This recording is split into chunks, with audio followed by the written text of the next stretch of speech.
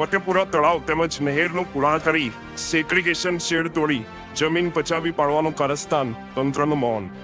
સરકારી જમીન ઉપર જિલ્લા કલેક્ટરે ફળ કપાત કરી માપણીનું આશ્વાસન આપ્યું હતું, પરંતુ હજુ સુધી માપણી ન થતા અનેક તર્ક વિતર્ક સર્જાયા છે. ગુજરાત સરકાર દ્વારા સરકારી જમીન ઉપર કબજો કરનાર ઉપર લાલ આંખ કરી છે. હાલ દરેક જિલ્લામાં સરકારી જમીન ઉપર દાદાઓનું જેસીબી ચાલી રહ્યું છે.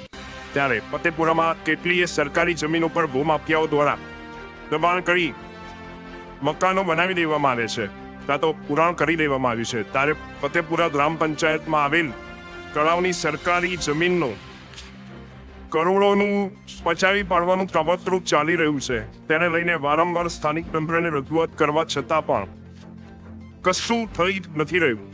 સ્થાનિક આગેવાનો દ્વારા કલેક્ટરમાં જાણ કરવામાં આવી હતી અને ધ્યાનમાં રાખીને જિલ્લા કલેક્ટર ફતેપુરાની તળાવની સરકારી જમીન ઉપર સ્થળ તપાસ માટે આગળ પહોંચ્યા હતા અને ત્યાં સ્થળ પર ગામના જાગૃત નાગરિકો તેમજ ગ્રામ પંચાયતના સત્તાધીશોની વાત સાંભળી હતી. આ તળાવનું તાત્કાલિક ધોરણે માપણી કરી સરકારની જમીન ખુલ્લું આપ્યા અને કેટલાય સમય વીતી ગયો, પરંતુ ભ્રષ્ટાચાર રૂપી કોયડાથી ઉકેલ ના આવતા માપણી માટે અનેક તર્ક વિતર્કો સર્જાયા છે. ફતેપુરા ગ્રામ પંચાયતના ગામ તળાવમાં કબ્રસ્તાનની સામેની બાજુ તળાવના ટાંકાની પાસે વર્ષો જૂનું ગામનું તળાવ આવેલું છે. આ તળાવ અંદાજે 5 એકર જમીનમાં પથરાયેલું છે, પરંતુ વખતો વખત આ તળાવ ભૂમાફિયાઓ દ્વારા દબાણ કરતા અંદાજે 1 થી 2 એકર જેટલી જમીન બચી છે. તેને ધ્યાનમાં રાખીને ફતેપુરાના જાગૃત નાગરિકો દ્વારા વારંવાર તળાવનું દબાણ દૂર કરવા માટે સ્થાનિક કક્ષાએથી લઈ જિલ્લા સુધી રજૂઆત કરવામાં આવી હતી.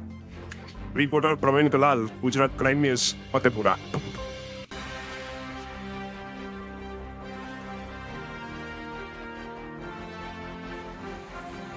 હું વિશાલ નહાર, ગામ ફતેપુરા, જિલ્લો દાહોદ, અને હું પૂર્વ સભ્ય, એસોસિએશન પ્રમુખ વેપારી.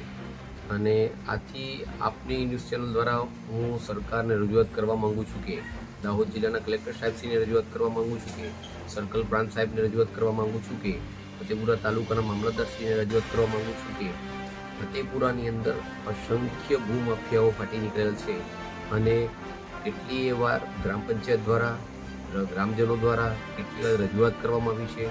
અને સ્પેશિયલી ગામનું જે ગામ તળાવ છે એ આજે 5 એકરનું તળાવ છે, તેની સામે 2 થી 2.5 એકર તળાવ વધ્યું છે.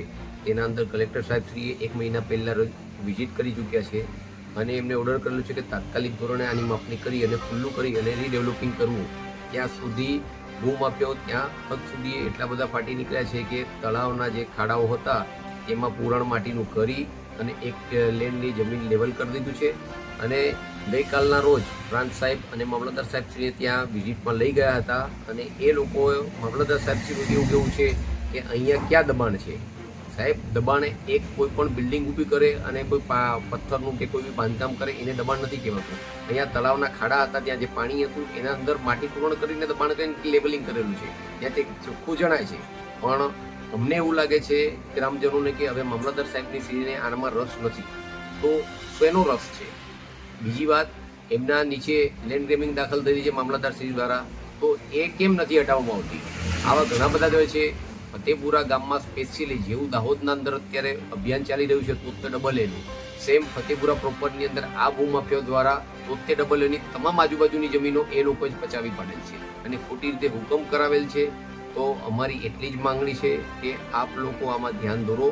અમારી બીજી કોઈ માંગણી નથી. જો આનું તાત્કાલિક ધોરણે કલેક્ટર સાહેબ શ્રી દ્વારા કરવામાં ના આવે નિકાલ, તો અમારે ગ્રામજનો તરીકે હાઈકોર્ટના અંદર PL દાખલ કરવી પડશે અને તેમાં અંડરટેકિંગ તમામ અધિકારીઓને લેવામાં આવશે. પછી જે ગામનું થાય યા તો પછી આમની સામે ગામ બંધ કરીને અમે આંદોલનની ચીમકી આપી છે કે તદ્દન અમુદત માટે ગામ બંધ કરી દેવામાં આવશે. કારણ કે આ એક તળાવ લોતું છે, એના તળાવ ભરવાથી ગ્રામજનોના કેટલા બોરિંગો, કેટલા કૂવાઓને જીવત મળે છે, જીવતદાન મળે છે અને કેટલાને આ પાણીનો સમસ્યા છે. તો કેમ આના આંખ આડા કાન મામલતદાર શ્રી દ્વારા કરવામાં આવી રહ્યા છે? એ તાત્કાલિક ધોરણે તપાસ કરવા વિનંતી.